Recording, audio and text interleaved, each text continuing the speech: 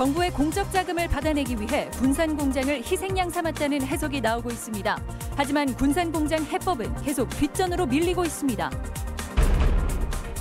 국민연금공단이 웬만한 회의는 서울 가서 열고 있습니다. 전주 이전 4년째지만 국민연금공단의 서울 발악기는 여전합니다. 제2회 국제종자박람회가 김제에서 개막했습니다. 종자의 중요성을 알리고 종자 산업화를 모색하는 자리입니다. 여러분 안녕하십니까? 전주 MBC 뉴스데스크입니다. 군산공장을 폐쇄한 GM이 군산공장을 여러모로 악용하고 있다는 추정이 나오고 있습니다. 구조조정을 하고 공적 자금까지 받은 GM이 군산공장 활용 방안에는 침묵하고 있고 게다가 최근엔 법인 분리로 문제 해결을 더욱 어렵게 하고 있습니다. 보도에 강동엽 기자입니다. 지난 5월 말 문을 닫은 GM 군산공장. 직원들은 쫓겨나다시피 공장을 떠났고 일부는 부평 창원공장으로 배치되면서 군산공장은 폐쇄됐습니다.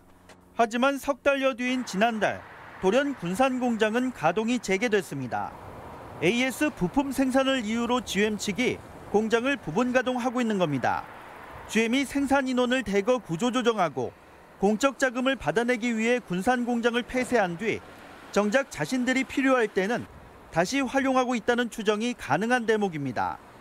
한국 GM이 원하는 구조조정의 희생양으로 군산공장을 활용했다라는 의혹이 있고 이 때문에 국회에서는 다음 주 카오카잼 한국GM 사장을 불러 군산공장 부분 가동 의도를 따지고 향후 군산공장을 어떻게 처리할지도 추궁할 예정입니다. 군산공장을 매각할지 다른 방안으로 활용할지 등 GM의 계획에 따라 지역의 촉각이 모아지는 상황. 하지만 구조조정도 하고 수천억 원의 공적 자금도 받아낸 GM 측은 느긋하기만 합니다. 오히려 법인 분리를 통해 한국 내 생산기지는 철수할 수도 있다는 의도를 내비친 탓에 군산공장 문제는 정부의 관심사 내지는 정치권에서도 뒷전으로 밀려나 버렸습니다. 그 법인 분리가 그 한국 GM의 한국 철수 계획과 연관이 있습니까? 제가 알기로는 연관 없습니다. 중소기업 12곳이 연합해 전기차를 생산하겠다는 계획 등 지역 안팎에서 논의되어 온 군산공장 활용 방안조차 현실화될 가능성이 더 멀어지고 있습니다. MBC 뉴스 강동엽입니다.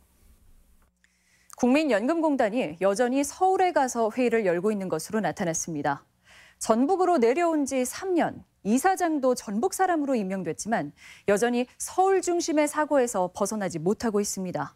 유룡 기자의 보도입니다. 국회 김광수 의원이 밝힌 국민연금공단의 이사회 개최 장소.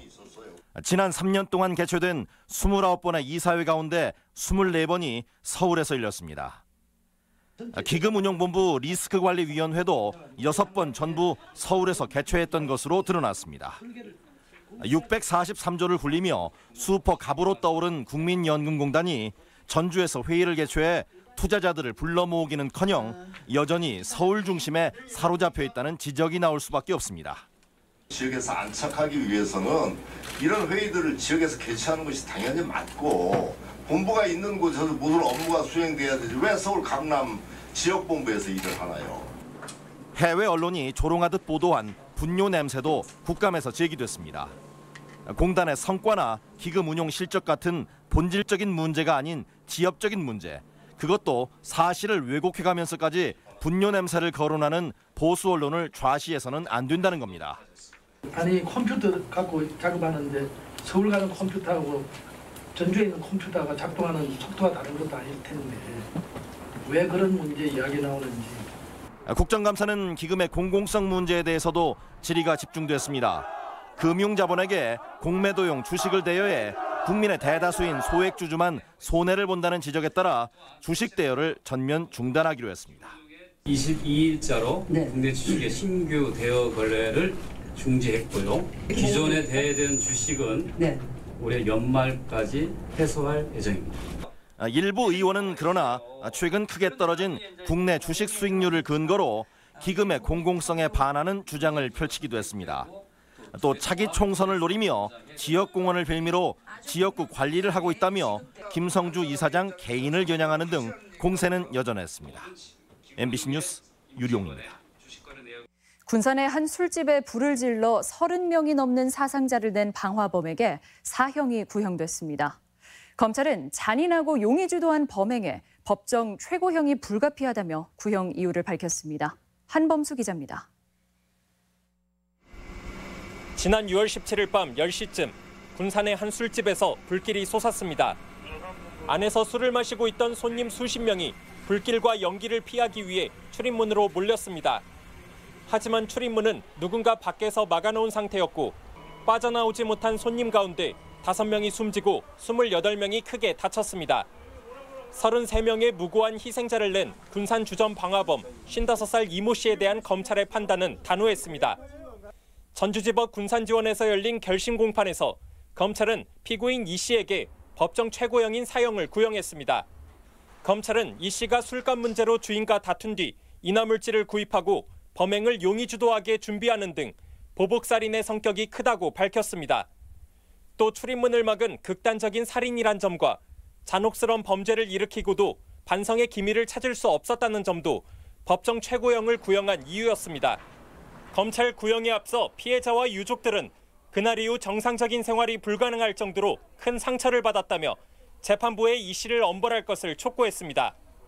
이 씨는 최후 진술에서 고개를 숙인 채 죄송합니다, 할 말이 없습니다라고 짧게 말했던 것으로 전해졌습니다. 피고인 이 씨에 대한 1심 선고 공판은 다음 달 29일 열립니다. MBC 뉴스 한범수입니다. 농부는 굶어 죽어도 씨앗은 베고 죽는다라는 말이 있죠. 종자가 그만큼 중요하다는 얘긴데요. 요즘은 종자 산업이라 불릴 만큼 산업적인 측면에서도 중요한 분야가 됐습니다. 우리 종자의 우수성을 알리는 국제 종자 박람회가 김제에서 막을 올렸습니다. 박연선 기자입니다.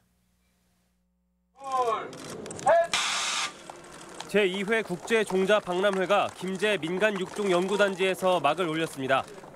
올해는 씨앗 미래를 바꾸다라는 주제로 86개 작물 489개 품종이 박람회를 메웠습니다.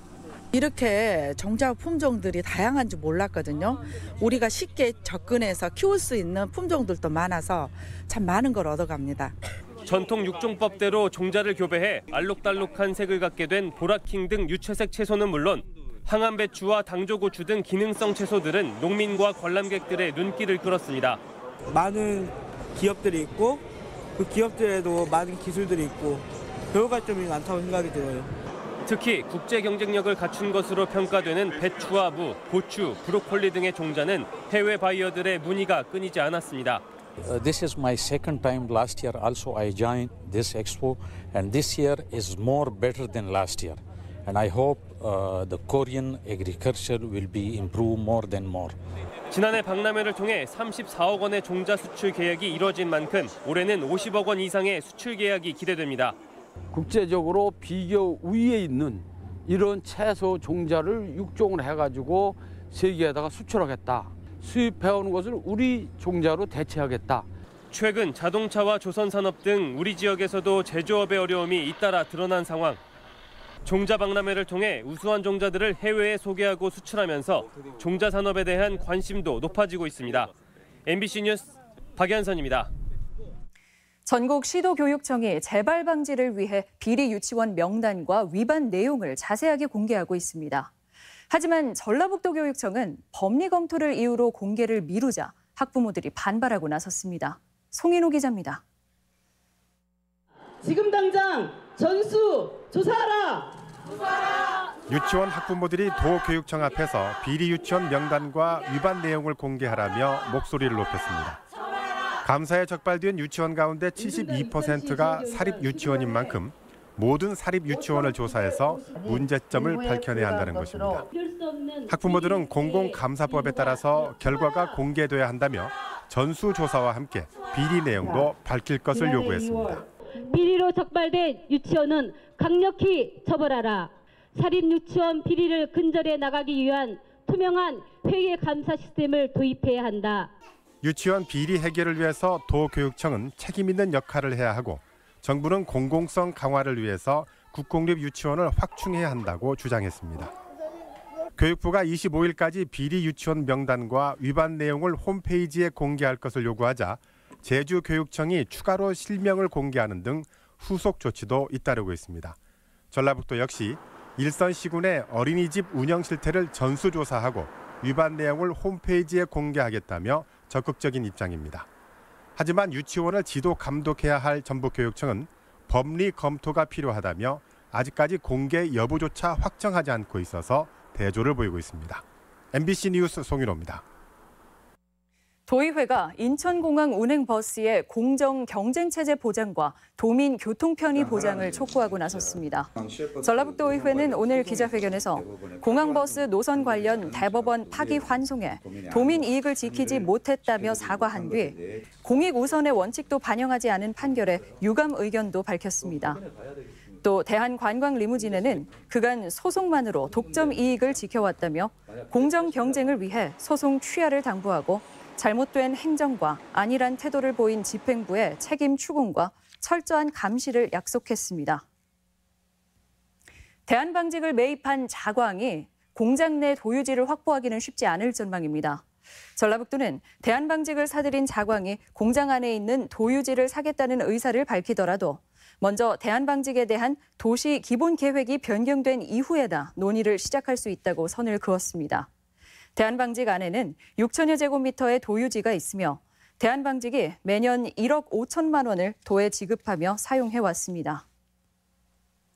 전주지법이 공무원 범죄에 대해 전국에서 가장 관대한 처벌을 내리는 것으로 나타났습니다.